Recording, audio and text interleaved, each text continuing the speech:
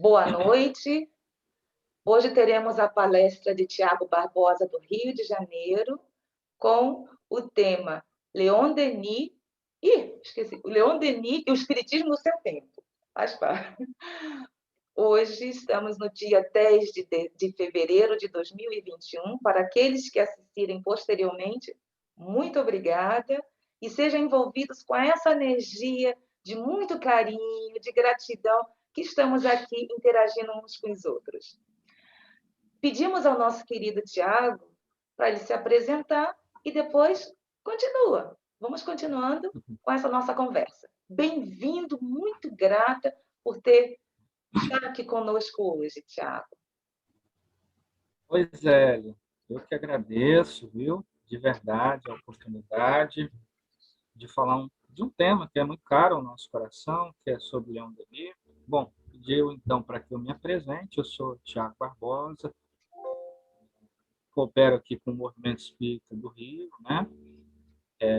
Através da Sociedade Espírita Sorella, do Espiritismo.net e de um grupo espírita de Juiz de Fora chamado Sociedade Espírita Primavera. Né? Bom, então é isso. Então vamos lá. Falar de Leon Denis, como eu disse, é uma alegria. Para mim, Denis é um mestre conhecido como grande filósofo do Espiritismo. Né? Denis nasceu em 1º de janeiro de 1846, ali na região da Lorena, na França, no distrito de Toul, na cidade de Fugos. Mas nós faremos, digamos, para que fique mais didático, um recorte na vida de Denis, para que a gente consiga fazer esse link com alguns pesquisadores do seu tempo. Né? Então, a primeira questão que nos cabe é entender como Denis se tornou espírita. Haja visto que ele nasceu em 46, o espiritismo ainda não havia anunciado as suas luzes, né, que viria isso acontecer só em 1857, quando Allan Kardec lançaria a primeira edição de O Livro dos Espíritos. Mas Denis vai se tornar espírita aos 18 anos. Né? Ele residia na cidade de Tours, por volta de uns 200 quilômetros de Paris. E na cidade de Tours, Denis tinha um hábito. Né? Ele, que era um leitor voraz, é preciso dizer que Denis não teve acesso à educação formal, né? Ele era um autodidata, ele trabalhava exaustivamente, né? Em torno de 12 a 14 horas por dia, mas tinha um amor pelo conhecimento. Né? A sua infância e juventude foi marcada por leituras de obras literárias, né? Ele adorava a geografia, a história, a filosofia, a história das religiões, né? As grandes tradições do passado, e tinha por hábito frequentar as livrarias e bibliotecas ali da cidade de Tours. Né? A biblioteca municipal, que tinha um acervo relativamente interessante, não é? E a livraria que ficava ali na rua principal de Tours, a Rua Nacional. Então, com a idade de 18 anos, após passar por algumas crises, né? Uma crise que a Claire Balmar, que é a sua biógrafa, né? Ela vai dizer lá em Leon Denis na Intimidade que Denis ele passou por uma crise de misticismo religioso, ele passava as tardes nas igrejas contemplando as naves dessas igrejas, as esculturas, as pinturas, né, os afrescos, e ficava ali extasiado com aquele clima de religiosidade. E, num outro momento, ali por volta dos seus 16 anos, ele se torna cético. Né? Como é natural na juventude, por vezes você tem esses arroubos que leva para polos distintos. Né? Veja, ele estava meio que fanatizado religiosamente e depois ele se torna um cético. Nesse período, lendo a filosofia da sua época, que era muito amarga, muito pessimista, né? vale lembrar que, por esse período, já tinha a produção de Arthur Schopenhauer, que era um pessimista, Friedrich Nietzsche, que era um niilista, né? Enfim, então, tudo isso influenciou a juventude da sua época. Então, ele se tornou cético. Porém, voltando lá para a Rua Nacional agora, aos 18 anos, ele adentra a livraria e a sua atenção é capturada para uma obra, o Livro dos Espíritos. Ele achou aquilo, digamos, um título tanto quanto pitoresco, não é? O Livro dos Espíritos. Então ele começou a folhear a obra e percebeu que era um pequeno manual de filosofia espiritualista, filosofia metafísica. E, correndo os olhos pelo índice, ele percebeu que tratava de uma variedade enorme de temas. E o que mais chamou a atenção, era quase que uma provocação, é que as respostas às perguntas que eram feitas ali pelo senhor Allan Kardec eram dadas pelos espíritos. Então, como é natural, isso chamou a sua atenção. E ele, então, leva a obra, e é uma coisa muito curiosa, porque, vejam vocês, a sua mãe, a mãe de Leon Denis, a dona Ana Lúcia Louisville, era uma senhora católica. E aí vocês imaginem o seguinte, uma senhora católica ter um filho, digamos, um filho cético. Então, ela era muito zelosa com as leituras do filho, né? E como todo garoto, todo adolescente, isso não é diferente com Leon Denis, tinha as suas, digamos, as suas travessuras. Eu digo isso porque Denis, o que ele fez? Ele pegou a obra e escondeu da sua mãe. Então, ele lia a obra escondido da sua mãe. Então, ele lia às noites, madrugada. Pela manhã, quando ele ia para o trabalho, ele escondia a obra. Então, ele escondia a obra, enfim, a sua mãe não tinha...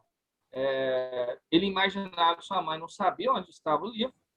Porém, um dia ele chegando em casa, ele descobriu que sua mãe estava com o livro, lendo. E ele imaginando que iria tomar uma bronca da mãe, não é? A sua mãe disse que havia se tornado espírita, assim como ele, né? Assim como ele. E ambos, então, se tornam espíritos. Passado algum tempo, mais ou menos 2 anos, Denis ele tem uma notícia, digamos, muito feliz. Ele fica sabendo pelos espíritas da região de Tours que o senhor Allan Kardec visitaria a cidade de Tours, né? E mais do que isso, ele iria proferir uma conferência, né? Que teria o tema, Allan Kardec trataria do tema das obsessões, né? E ele ficou por demais entusiasmado. Só que o local onde Allan Kardec iria fazer a conferência, que era um salão grande e apropriado para o intento, para essa tarefa, a autorização foi cassada. Vale dizer que, à época, a França vivia a ditadura de Napoleão III, né? O sobrinho de Napoleão. O que vai acontecer é que, nesse período, toda reunião que tivesse mais de 50 pessoas teria que ter a autorização.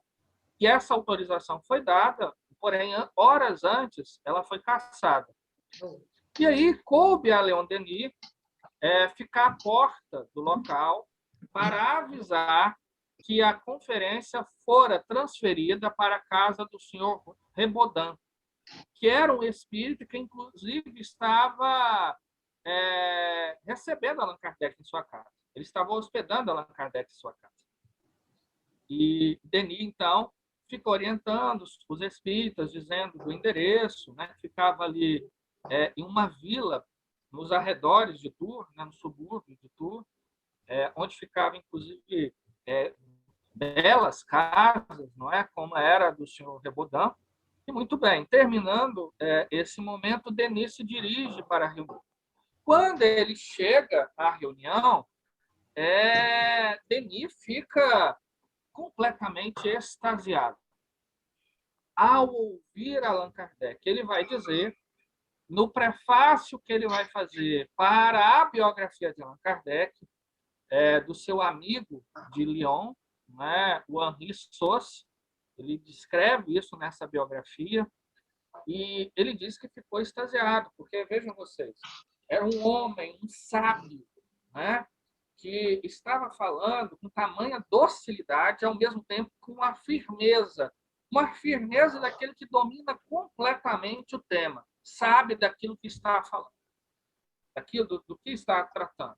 Então, no primeiro momento, ele faz uma exposição e depois, amavelmente, ele responde às questões dos espíritas ali da cidade de Tours e região.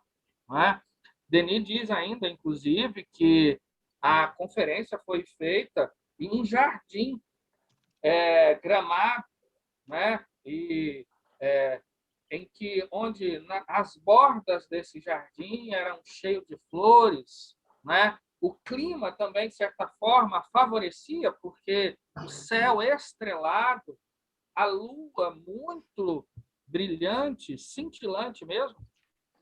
Então, tudo isso criou um clima, uma atmosfera de muita naturalidade, de um convívio. Diz ele, em um determinado momento, que é como se fosse um druida falando na floresta para os seus discípulos. Né? Então, isso foi alguma coisa que marcou muito Leon Denis. Marcou tanto que Denis pensou, bom,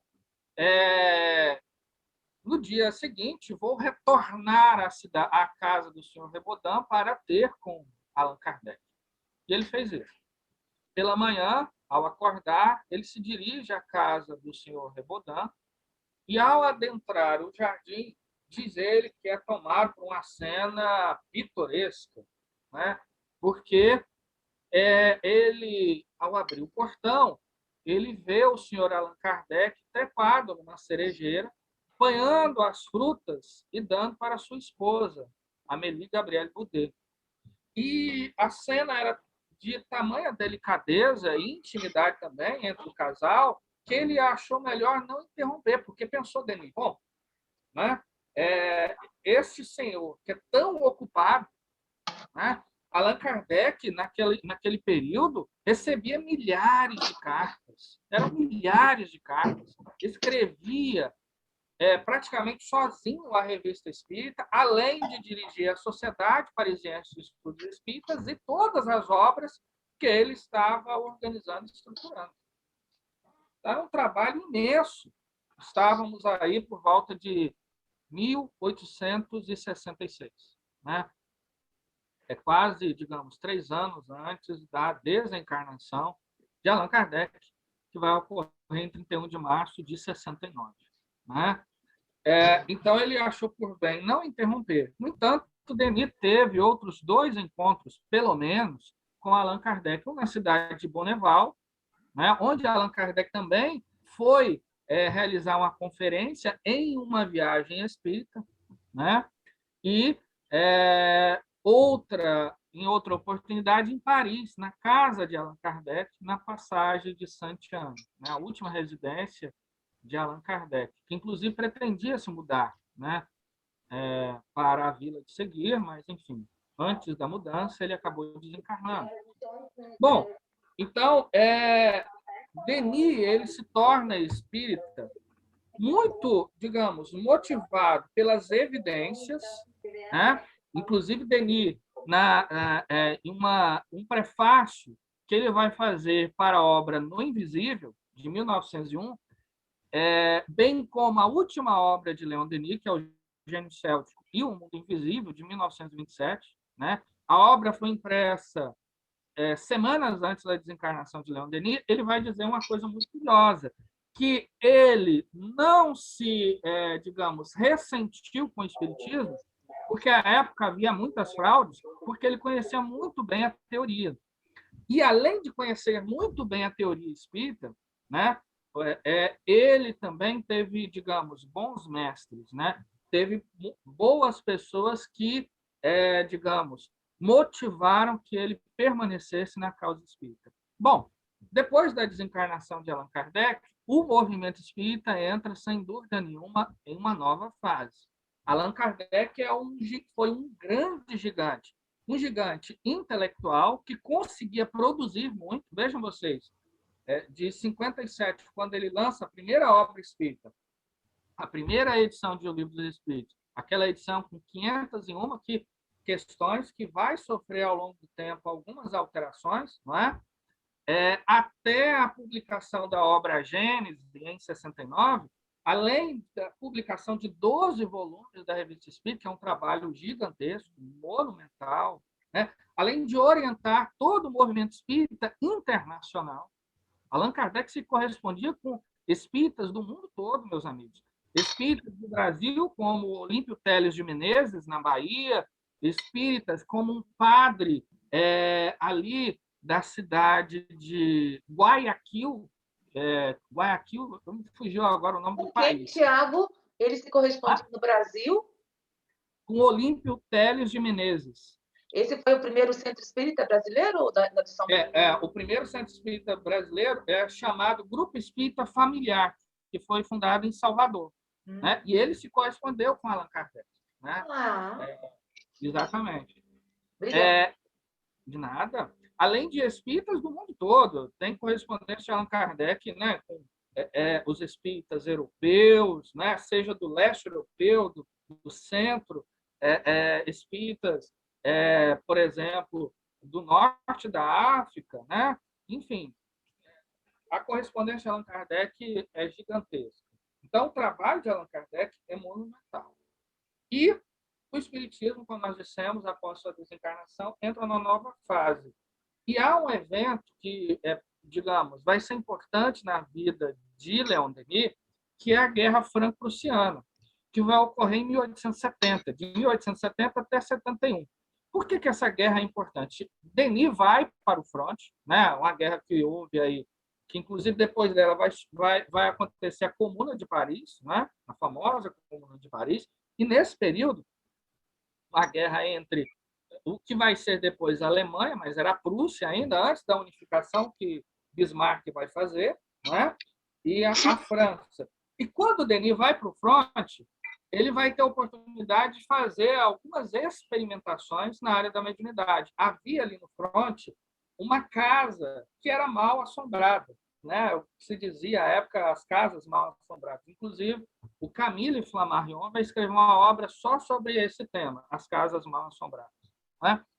E Denis vai com alguns amigos, à noite, ao invés de se recolher e dormir, ele vai buscar entender o que se passa ali. Então, ele participa de algumas sessões, e dessas sessões, quando termina a guerra em 71, eles fundam um grupo em Tours, né? O chamado Grupo da Rua do Cisne. É um grupo espírita, o primeiro grupo espírita que, inclusive, Leon Denis foi secretário desse grupo. Né? E, a partir desse momento, na década de 70 toda, vai ser uma década que a gente pode dizer assim, foi um período de formação para Leon Denis. O que vai acontecer nesse período na vida de Leon Denis? Ele vai se dedicar a esse grupo, né? Só vou beber uma água aqui rapidinho, meus amigos. Eu bebo muita água, eu faço algumas pausas. Ele era muito jovem quando iniciou esse grupo, não? Sim. 46, 70, ele tinha quantos anos? Eu sou de humanos, eu sou ruim de conta. Ele de que ano? 30 e poucos anos, né? Tinha por volta, ele nasceu em 46, não é isso? Nasceu em 46, era bem jovem, né? Então, e aí, esse grupo foi feito, esse que você está dizendo, para me entender um pouquinho, porque eu necessito. Sim. Com o Camille Flammarion também estava incluído nesse grupo. O Camille Flammarion, não. O Camille Flammarion, ele estava em Paris nesse período, né? Denis só vai conhecer ele depois. Ele vai conhecer ele na década de 80. E o centro foi na década de 70, 1870. Na década de 70. Foi fundado em 70. justamente em 70. Né? E vai de 70 até 77. Depois eles fundam um outro grupo. Mas aí o que vai acontecer nesse grupo? Nesse grupo não, nesse período que vai ser bem importante para Leon Denis, para a formação do escritor e orador espírita Leon Denis. Primeiro, ele vai entrar na maçonaria. E por que isso é importante? Porque na maçonaria ele vai exercitar a oratória. E ele vai ficar muito famoso pela sua oratória. Né? Então, na maçonaria, que depois ele vai sair, porque a loja que ele frequentava, que é uma loja chamada Loja dos Demófilos, eles acabaram tirando dos seus princípios a ideia de Deus. Aí ele falou, então eu saio. Mas ele se formou orador ali. Por outro lado, ele participava de uma organização política, né, que era chamada da Liga do Ensino. O que era a Liga do Ensino? Que se espalhou por toda a Europa e também até mesmo pelo Brasil. O Rui Barbosa trouxe isso para o Brasil, que era uma organização que visava fundar bibliotecas, né, para a classe trabalhadora. Além disso, fazia algumas conferências sobre temas mais variados, temas políticos, sociais, históricos, filosóficos, né? E Leon Denis também, que ele foi secretário do Círculo, né, da Liga do Ensino da região de Tours, e ali ele também se fez orador. Né? Então, ele começou a falar e, em um determinado momento, também a escrever. Inclusive, na Liga do Ensino, nesse período, ele escreveu 2 obras. São opúsculos. Uma memória de viagem, que é Tunis e a Ilha de Sardem, que é a primeira obra que Leon Denis escreveu, uma coisa muito pequena, 60 páginas, né? Bem pequenininho, e o livro foi fruto de uma conferência que ele fez chamada O Progresso, que é uma conferência espiritualista. Por outro lado, Denis teve uma experiência nesse período muito interessante, que era o quê? Ele tinha alguns amigos espirituais, que era Sorella, que depois ele vem a saber que era Joana d'Arc, o espírito da lição e o espírito de Duran. Esses 3 espíritos, eles fazem uma coisa muito curiosa com Leon Denis. Eles pediam que ele escrevesse as conferências, proferisse para eles, e eles faziam uma análise crítica dessas conferências. Olha só que curioso. Para ajudar ele, tanto no aspecto estético, ou seja, a forma como ele encadeava as ideias, para que fosse digamos, ideias ao mesmo tempo claras, mas também falada de maneira bonita, né? Enfim, lírica, né? Além disso, né? Leon Denis começou a fazer conferências, pequenas conferências, para as regiões onde ficavam a classe trabalhadora mesmo, principalmente o grupo de mineiros. Então, por que isso é importante? Porque a literatura de Leon Denis ela vai ser marcada por uma profundidade, que é uma obra de um filósofo, mas também de uma clareza, porque isso é fruto da oralidade desse momento que ele está falando para pessoas com pouca instrução. Então, digamos, ele ao mesmo tempo que era profundo, mas ele tinha que ser o mais claro possível. E isso vai ser importante porque nós vamos perceber na literatura de Leon Denis. Bom, essa, então, é a década de 70, que a gente pode dizer que foi um período de formação de Leon Denis enquanto espírita, e mais do que enquanto espírita, trabalhador espírita, porque aí ele vai se formar quanto orador e escritor. Né? Nesse momento, Leon Denis já vai estar muito famoso. E aí o que vai acontecer na década seguinte? Deixa eu só ver aqui o tempo, assim. Eu acho que é mais ou menos isso que a gente imaginava, em termos de tempo. O que vai acontecer na década seguinte, ou seja, 1880?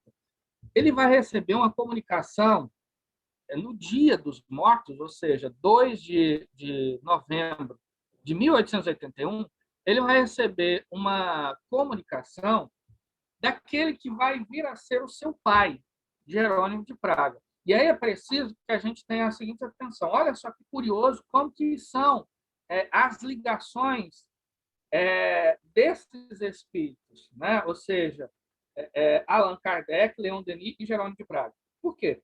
Sabemos nós que Jerônimo de Praga foi um dos grandes amigos, companheiros do reformador tcheco Jan Hus. E quem é Jan Hus? Allan Kardec.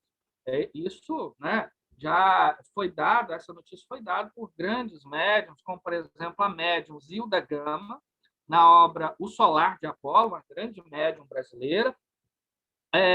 O espírito de Rochester, né, através de duas obras, Herculano, que, inclusive, só fazer um parênteses aqui rapidinho, só para a gente entender o contexto dessa obra, Herculano.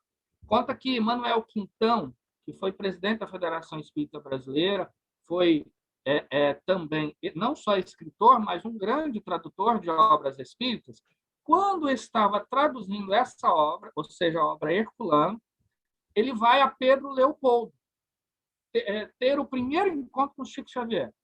Quando ele chega, uma noite, lá na Fazenda Modelo, né, tinha um grupo que se reunia, uma espécie de um culto no lar, né, que se reunia e havia ali as manifestações de vários espíritos. O espírito, por exemplo, de Neio Lúcio, o espírito de Emmanuel. Né? E Emmanuel vai dizer para Manuel Quintão que não havia dito para ninguém que ele estava traduzindo essa obra, para ninguém. Para ninguém. Então, ali só ele sabia. E aí o Emmanuel vai dizer que a obra que ele estava traduzindo, Herculano, não era mera ficção. Não era mera ficção. Que, inclusive, ele conhecia todos os personagens dessa obra. E que, inclusive, no momento aprazado, no momento certo, ele editaria uma obra que, de certa forma, vamos dizer assim, complementaria a obra Herculano. Que obra é essa? Há 2000 anos. Né? E na obra, estou dizendo isso porque nesta obra é dito que o Jan Hus seria justamente o espírito de Allan Kardec. Ou seja, o que eu estou querendo dizer com isso? O mentor espiritual de Leon Denis, que é Jerônimo de Praga, foi amigo pessoal de quem? Em uma das reencarnações, de Allan Kardec, quando ele foi Jan Hus. Né? Então, nesse sentido, nessa comunicação, ele exorta, não só nessa, mas principalmente nas comunicações seguintes, ele exorta Leon Denis a tarefa e a entrega ao Espiritismo. Né? Dizia que ele tinha uma tarefa, um compromisso com o Espiritismo. Então, a partir desse momento, Leon Denis, que era um representante comercial de uma casa de coach, a Casa Pilet, né? E nesse momento ele fazia viagens por toda a Europa, né? Inclusive para a Suíça, ia não só para a França, mas também, enfim, para a Itália, para o norte da África, né? Para diversos países da Europa e do norte da África. Ele começa então a realizar suas conferências. Né? No ano seguinte, em 82, ele vai ser convidado para ir ao cemitério onde está os despojos de Allan Kardec, né, para as comemorações da passagem, do passamento de Allan Kardec, que era sempre feita em 31 de março, e ele faz uma conferência, inclusive a esposa de Allan Kardec estava ali, Amélie Gabrielle Boudet. E ao ouvir Leon Denis, os espíritas de Paris ficam embevecidos. Tá? Então, quando ele retorna para casa, já havia uma carta exortando ele, uma carta que foi dirigida por Leymari, exortando ele, em nome dos espíritas de Paris, que fizesse, que se dedicasse às conferências espíritas. Então, a partir de 82, Leon Denis ele começa a fazer diversas conferências. Né? Em 1885, ele lança sua primeira obra espírita, que é O Porquê da Vida, e em 1890, ou seja, 5 anos depois, ele lança a sua primeira grande obra. Que obra é essa? Depois da Morte. E aqui a gente, digamos assim, encerramos a primeira fase da nossa fala, porque agora é interessante a gente pensar como era o movimento espírita, o que estava acontecendo no movimento espírita na época de Leon Denis. Bom,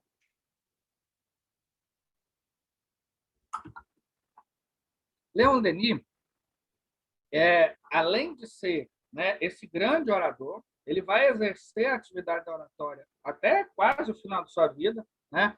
Por exemplo, ele vai participar como presidente e orador de um daqueles que foi um dos grandes congressos espíritas que foram realizados até hoje, que é o Congresso de 25, realizado em Paris, em setembro de 25.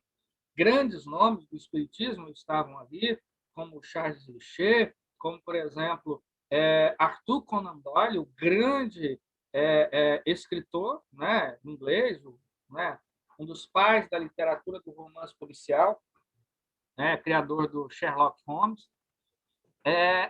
Eles vão participar ativamente desse congresso, né? Então, Denis, ele exerceu a atividade oratória até o final, mas ele foi um grande escritor, né? Então, o que fazia Leon Denis enquanto escritor? Eu vou dar um exemplo aqui de duas obras, só para a gente ter uma ideia, né? Digamos, da dinâmica da produção literária de Leon Denis.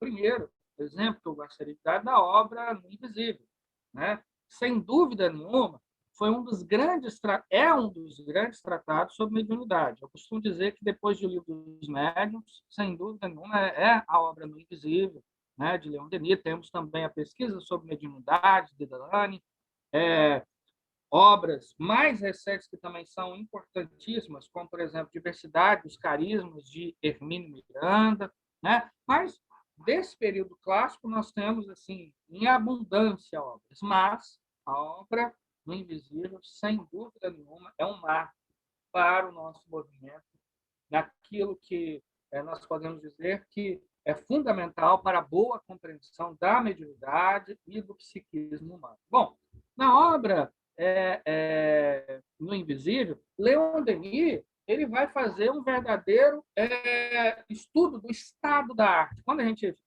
trabalha com a teoria do conhecimento, a epistemologia, a gente sempre tem que fazer o seguinte: bom, vamos entender o que se tem aí em termos de produção sobre o tema que eu vou escrever. Porque senão eu posso, às vezes, escrever uma coisa que alguém já escreveu. E que contribuição vai ser essa? Então, é preciso que a gente entenda o que está acontecendo em termos de movimento das ideias, para que aquilo que nós vamos escrever seja uma contribuição com o máximo de originalidade possível. E é isso que Leon Denis vai fazer com o Invisível. Ele vai visitar obras dos mais variados pesquisadores. E, nessa época, nós tínhamos vários acadêmicos se debruçando sobre a mediunidade, né? Havia, digamos, quase que num estado de explosão, muitos médiuns de efeitos físicos. A gente pode citar aqui, por exemplo, dois médiuns, um que, inclusive, era contemporâneo de Allan Kardec, o médium Daniel Douglas Home, né, que foi um grande médium de efeitos físicos, com variadas possibilidades, que inclusive esteve na corte de Napoleão III, né, principalmente a esposa, né, a imperatriz, melhor dizendo, a rainha, né, a esposa de Napoleão III.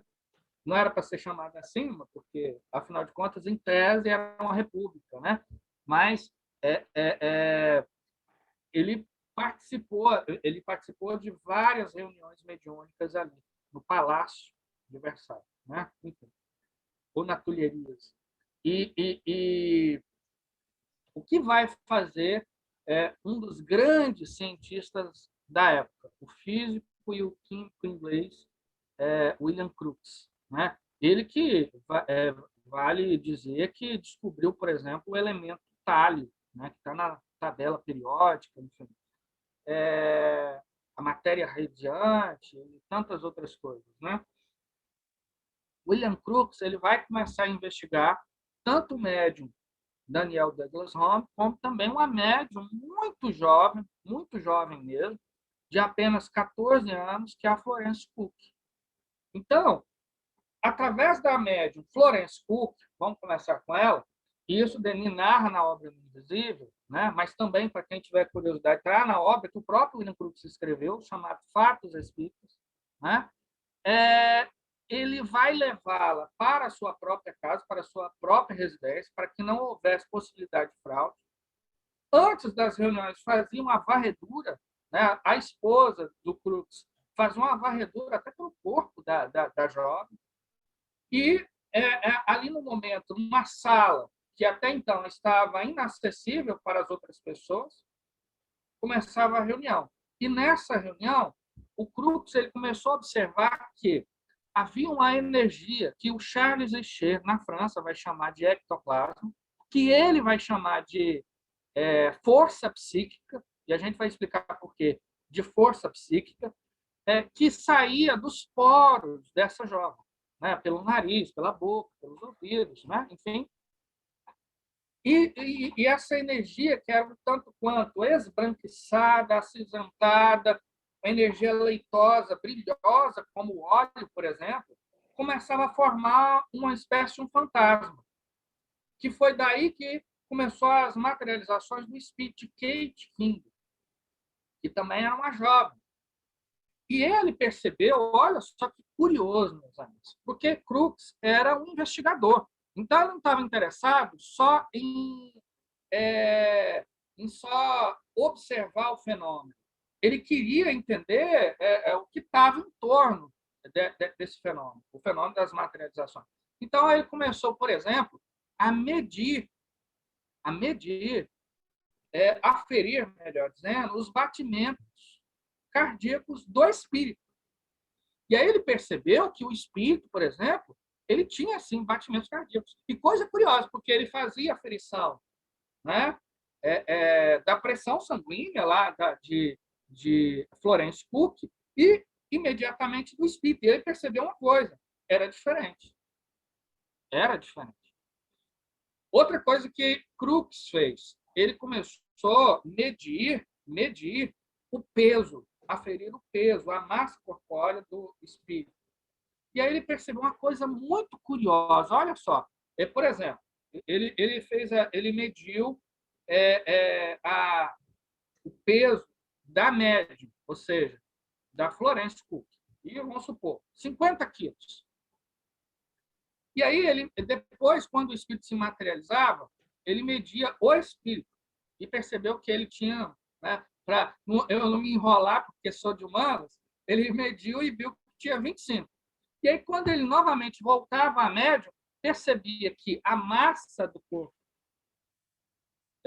os 25 quilos, era justamente o que faltava na médium, ou seja, ao invés dela ter os 50 quilos, ela tinha 25. Né? E tudo isso, claro, a gente vai interessante isso, ó. Bastante interessante, muito interessante. E isso não é uma regra, porque tem muitas variações de médium para médium e do estilo da materialização. Porque o fenômeno das materializações, eles são diversos. Né? Tem casos, por exemplo, de materialização, como o do médium Daniel Douglas Home, que a materialização ela era extremamente... Eu não sei como nem me referir. Mas por quê? Só para a gente dar um exemplo em termos comparativos. No caso da Florence Cook, os espíritos se materializavam daquela forma meio que um fantasma mesmo, sabe? Ou seja, parecia aquele véu, que na verdade é o ectoplasma. Então, ele não tinha, por exemplo, a cor da epiderme, né? As coisas ainda estavam meio que nebulosas, digamos assim. Já com o Daniel Douglas Home, era como se fosse, por exemplo, o Tiago. Teria a cor da pele do Tiago, a cor dos olhos, né? Tudo se assemelha. E coisa curiosa que, por exemplo, a gente percebe sempre nos fenômenos sempre não, na maioria dos casos dos fenômenos de materialização, você vê aquele fio ectoplasmático que liga o médium ao espírito. No caso do Daniel Douglas Home, não. Né? Um fenômeno diferente. Né? Mas, assim, há variações, nossa, muito grandes para o fenômeno. Né? Enfim, não dá tempo da gente detalhar, porque já está somente. Mas da próxima você vai nos explicar, a gente vai já marcar. Porque isso aí é muito interessante, principalmente na época. Uhum. Sim, é muito interessante. Assim. Muito interessante. E aí, o William Crookes, por exemplo, ele vai cunhar o termo força psíquica, por quê? Ele percebeu que em muitos médiuns eles tinham um controle sobre essa energia. Vamos dar um exemplo do Daniel Douglas Home. Inclusive, ele criou um aparelho para isso. Tem um livro do professor Palhano, que é uma biografia do William Crookes, onde ele, inclusive, tem um esboço ali do aparelho que media a energia psíquica de cada médium. Ou seja, era um trabalho, digamos assim, muito sério que ele fazia. A ponto de saber qual era a quantidade de energia psíquica que cada médium exalava, liberava, né? Exteriorizava. Então, o William Crookes ele fez algumas experiências muito curiosas com o Daniel Douglas Home, por exemplo. Ele colocava embaixo de uma mesa um acordeon, né? Um acordeon. E deixa eu beber um pouquinho de água. Um acordeon. E essa acordeon que estava embaixo da mesa, ela estava ainda numa gaiola. Uma gaiola que estava com um cadeado e só ele tinha a chave. Muito bem. O que acontecia? Quando o médium exteriorizava sua força direcionada para a gaiola, ele pensava numa música e a acordeon fazia o quê? Tocava aquela música.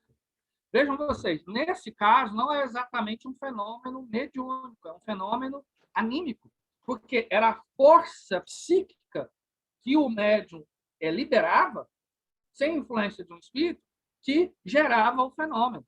Não era exatamente um espírito que estava ali tocando, ele não estava doando o ectoplasma para um espírito, digamos, tocar. Isso pode acontecer? Pode, mas no caso dele, era isso que se dava. Como também da médium, por exemplo, uma grande médium italiana chamada Eusápia Paladino. Inclusive, Leon Denis conta um caso na obra No Invisível, que vários pesquisadores, investigadores estavam ali observando ela, como Cesare Lombroso, que foi o pai da antropologia criminal, professor universitário na Itália, da Universidade de Bolonha, uma grande universidade italiana, enfim.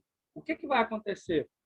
Lombroso, numa experiência, não só Lombroso, tinha vários investigadores ali, a Eusápia, olha só que curioso, ela tinha a capacidade de dizer, nessa época, vou fazer um parênteses, estavam em voga os fenômenos com as mesas.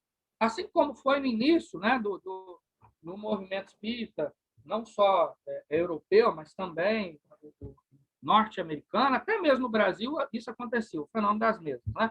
E ela tinha essa capacidade, só que de maneira anímica. Né? Um pesquisador inglês chamado William Crawford escreveu uma obra chamada Mecânica Psíquica. Inclusive, ele era amigo de William Crookes, né, de Oliver Rodkin, de grandes pesquisadores ingleses. O que ele vai observar? Que uma coisa que ele cunhou como alavanca psíquica. Alguns médiuns eles tinham a capacidade de, por eles mesmos, exteriorizar, né, a força psíquica, ou seja, o ectoplasma, né, e movimentar as mesas, a seu bel prazer. E mais do que isso, por vezes, até quebrá-las. Então, o Denis conta um caso que eles estavam ali com a Eusápia, e, em um determinado momento, a Eusápia virada para a parede, levantando uma mesa pesadíssima, de uma madeira nobre, uma madeira muito pesada, que precisaria aí de uma dezena de homens, pelo menos, para erguê-la. Uma mesa daquelas, né, que ficava naquelas salas enormes, enfim, uma mesa de jantar. E ela diz assim, olha, eu vou quebrá-la, essa mesa, em tantos pedaços. Cada pedaço vai ter tanto de espessura. E quando eles percebem, a mesa se ergue e se quebra. E isso que nós estamos dizendo assim, porque, vejam vocês, meus amigos, esses fenômenos, eles demonstravam uma realidade para esses cientistas que era uma novidade. Por quê? Vejam vocês, se um tempo atrás, na Inglaterra, né, no início da Revolução Industrial, no início da Revolução Industrial, o vapor foi responsável por revolucionar a produção têxtil, né? Isso vai fazer, lá na frente, depois, revolucionar o transporte, porque o vapor ele vai ser utilizado para movimentar os navios e depois os trens, né? O trem a vapor, o navio a vapor.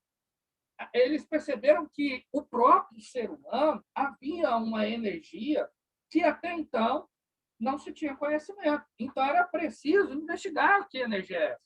E como nós dissemos, para William Crookes era a força psíquica, para Charles Richer era o ectoplasma, que, na verdade, é a mesma coisa, só que o Richer ele observou também os fenômenos de materialização lá na Vila Carme, os famosos fenômenos da Vila Carme, que o Gabriel Delane, o Camille Flammarion também vão observar, o Gelei, né? E aí ele observou a substância.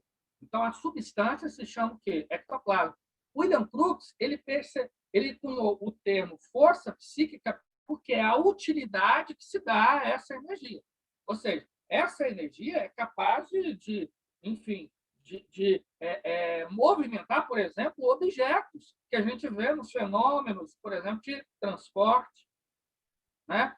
Tanto os fenômenos de transporte, mas os fenômenos de materialização, os fenômenos de desmaterialização.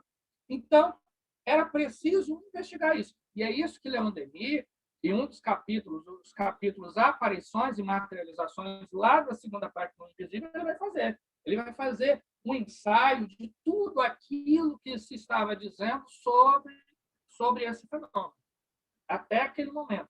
O que se tinha ali, né?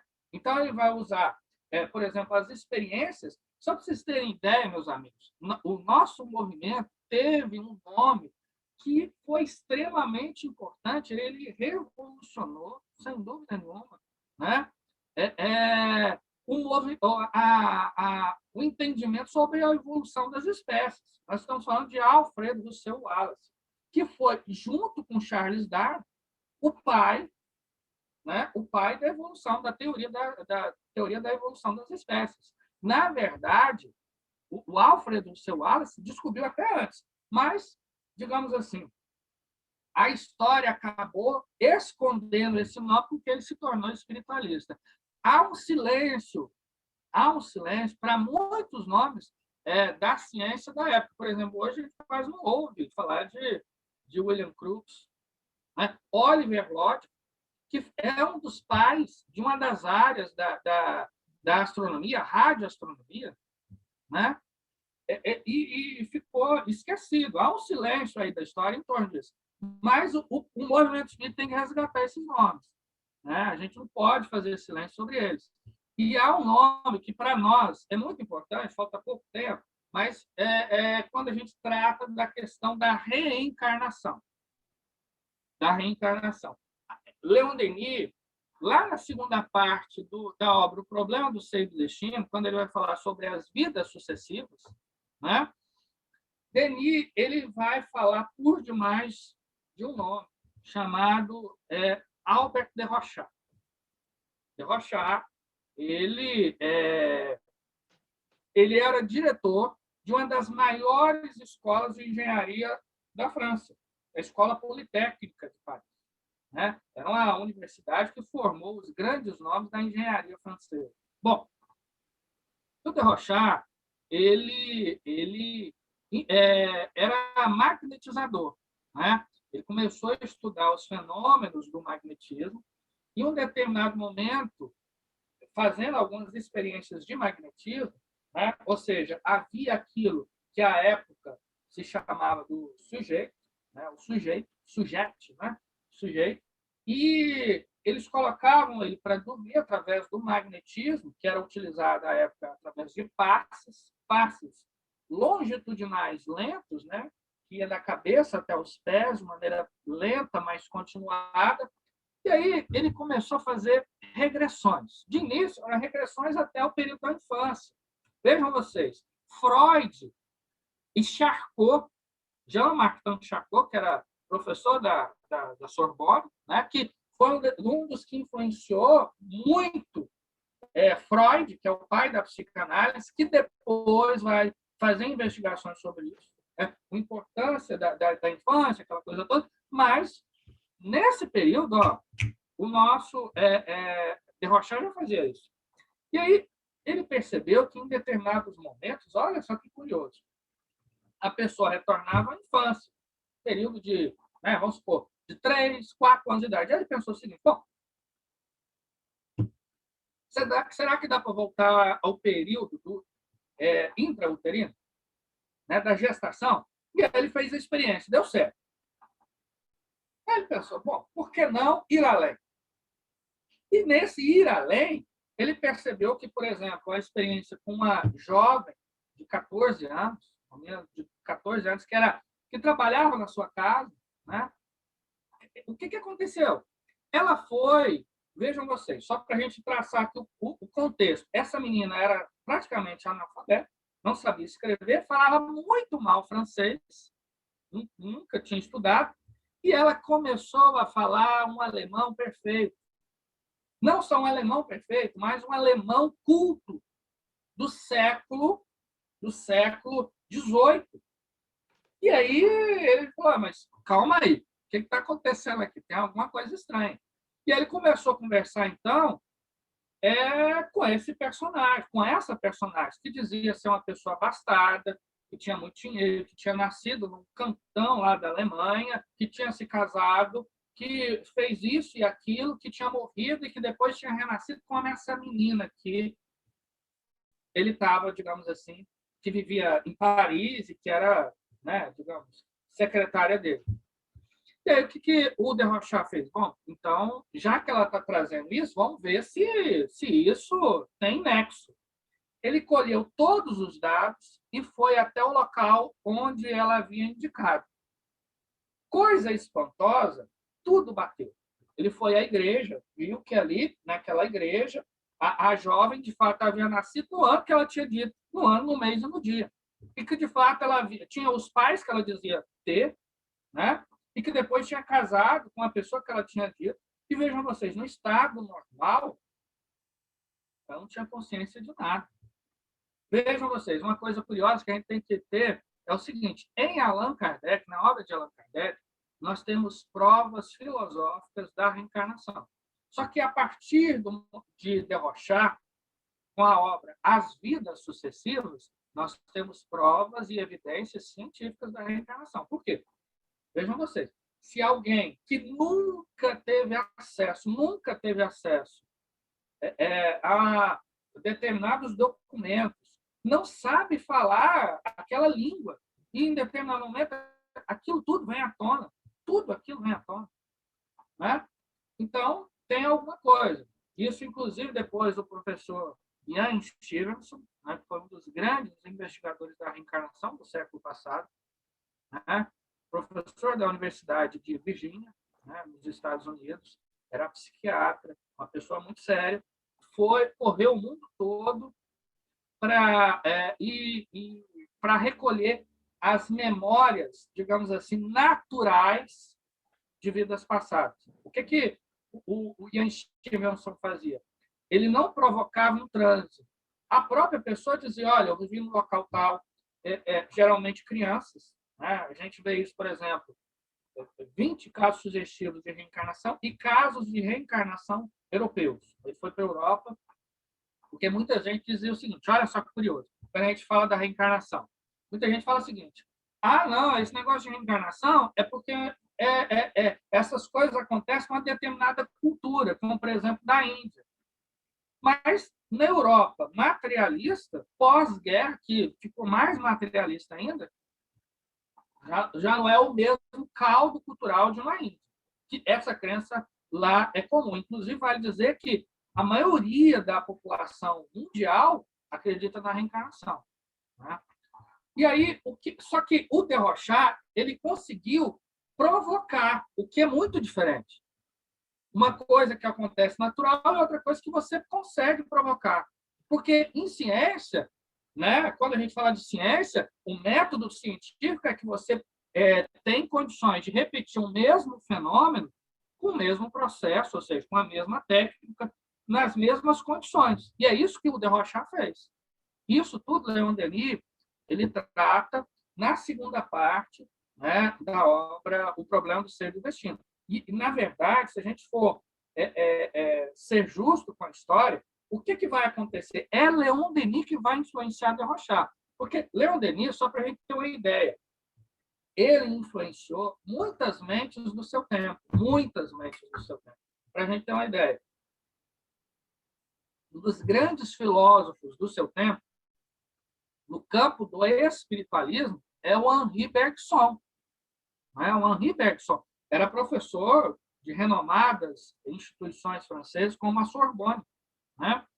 E ele escreveu várias obras onde a reflexão dele, como, por exemplo, é uma obra que ele trata sobre a evolução, muito do material, muita reflexão vem do Espiritismo. A questão, por exemplo, a teoria que ele elabora sobre a evolução. E quem influenciou ele? Leon Denis. Tem um artigo, inclusive, do Leon Denis, que ele diz da amizade que ambos tinham, da filosofia de Bergson. Né? Além, Bergson também, vale dizer, era reencarnacionista. Muito embora judeu, né? Ele era reencarnacionista. E quem influenciou ele? Leon Denis. E muito também fruto da obra do Desrochers. E aí que a gente entra na questão. Porque quem influenciou Desrochers? Foi o próprio Leon Denis. Teve um congresso, o primeiro congresso espírita do mundo ocorreu na cidade de Barcelona, em 1888. Ali, um grupo de espíritas da família Colavida, foi uma família muito importante no movimento espírita espanhol, vai dizer das experiências em torno do magnetismo e da renovação da memória. E aí, Leon Denis, colhendo esses relatos, reporta a Desrochers. Então, ele vai tentar replicar o mesmo fenômeno. Né? E aí ele vai descobrir uma técnica precisa, digamos assim, que era possível renovar a memória. Se hoje nós temos nomes na ciência, né, como, por exemplo, o psiquiatra americano, o professor Brian Weiss, né, que vai escrever uma obra importante sobre isso, né, de renovação de memória, ou seja, de regressão de memória, e tantos outros nomes, né, que hoje estão em voga, tanto na Europa, quanto no Brasil, quanto nos Estados Unidos, a origem disso tudo está na obra de Desrochers, que foi influenciado por Leon Denis. Né? Ou seja, Leon Denis, ao mesmo tempo que ele teve a sensibilidade de olhar para o seu tempo e observar o que estava acontecendo ali, em termos de evidências científicas e pesquisas científicas sobre a imortalidade da alma, e tem muita coisa, né? O tempo não cabe. Em termos de pesquisas da época, a gente citou aqui basicamente dois nomes, o William Crookes e o Desrochers. Ele também influenciou o seu tempo, porque Leon Denis foi um grande experimentador, né? Seja da mediunidade, seja dos fenômenos da renovação da memória. Né? Tem vários relatos sobre isso, inclusive Denis dizia uma coisa muito curiosa, que ele tinha um privilégio terrível. Ele diz isso lá na obra O Grande Enigma, no capítulo A Montanha. Né? Qual era esse privilégio terrível dele? Ele tinha as lembranças muito nítidas das suas vidas. Né? Na obra, por exemplo, Além, a Sobrevivência do Ser, na segunda parte dessa obra, que é um opúsculo, que ele vai tratar sobre a reencarnação, ele vai dizer que ele se recorda com muita clareza de ter passado por experiências como monge, várias vezes dentro da igreja e dentro de mosteiros, e também como guerreiro. Né? Então, ele tinha uma larga experiência sobre a memória espiritual, né? Sobre a regressão de memória, e ele, de certa forma, vai influenciar. Então, se hoje, repetindo, se a gente tem grandes nomes que praticam dentro da psiquiatria, da psicologia, né?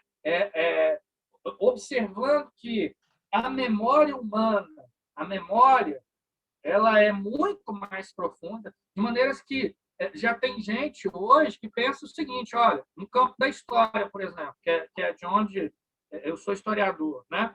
Muita gente já pensa o seguinte, olha, se for verdade essa questão da reencarnação, a memória humana é um campo, digamos assim, infindável de pesquisas históricas.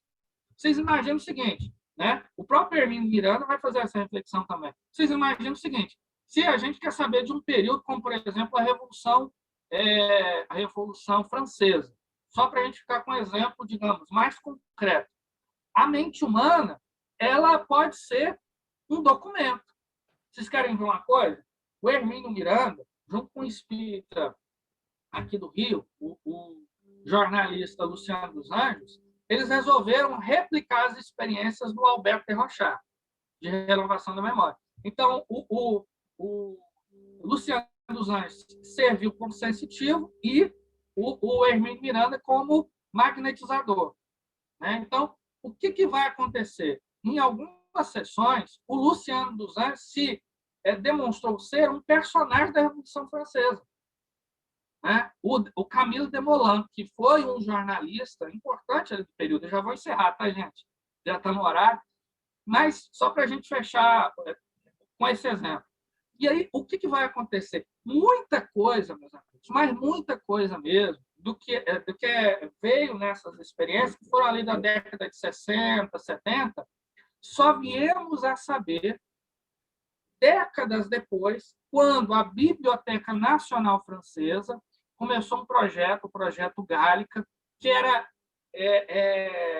trazer muitos documentos de maneira digital e acessível a quem quisesse. E aí, quando foram aferir alguns diários e alguns documentos, viram que era preciso aquilo que o Camilo Desmoulins, né, havia dito, digamos, em transe. Ou seja, a gente percebe, portanto, que essas experiências, seja no campo da mediunidade, seja no campo da renovação e da regressão de memórias, ainda tem uma atualidade muito grande. A gente pode ter acesso, nossa, a uma diversidade de questões relacionadas ao passado, né, da história humana, não só no campo da história, mas essas experiências podem influenciar a medicina, podem influenciar a psicologia, a psicanálise, né, a geografia, a história, a sociologia, porque a gente pode investigar com mais clareza e precisão o que aconteceu no passado. Né? Enfim, então, Leon Denis, meus amigos, ele tem uma atualidade não só no aspecto da filosofia que ele produziu, que a gente não chegou a abordar aqui, mas que é uma filosofia muito atual, no sentido que ela consola e esclarece o porquê de muitos eventos, de muitas questões que o homem, enquanto indivíduo, atravessa, mas também as coletividades, as sociedades atravessam. Enfim, então, fica aí, né, a singela reflexão e o convite para o estudo da obra do nosso querido Leon Denis. Eu acho, Tiago, que nós vamos ter que marcarmos um mini seminário, porque são coisas muito interessantes e você falando dessa forma mais simples, eu fico assim, meio abestalhada. Como se diz, né? Porque tem muita coisa aí do que você falou, são vários temas aí que se pode desenrolar. E se as pessoas, eu acho que principalmente essa da materialização dessa época é muito interessante o magnetismo que o próprio espiritismo não conhece, não estuda, que desde a época de Kardec, 35 anos como magnetizador. Uhum. Né? Isso é muito interessante. Até eu que entendi. Hã? Até eu que entendi bem, gostei muito. Esse é meu esposo, que ele não é muito de... Vamos marcar isso, se você não se importa. Se as pessoas aqui estiverem também interessadas, serão bem-vindas, né? Que agora eu gosto... Já que, bom, já passamos aqui, não tem problema, acho que 2 minutos. As pessoas que estão aqui participando, Rita, Petra e Celeste, qual seria dentro daqui que foi comentado hoje que vocês gostariam de saber mais com o nosso irmão aí, que ele é uma enciclopédia ambulante, esse menino?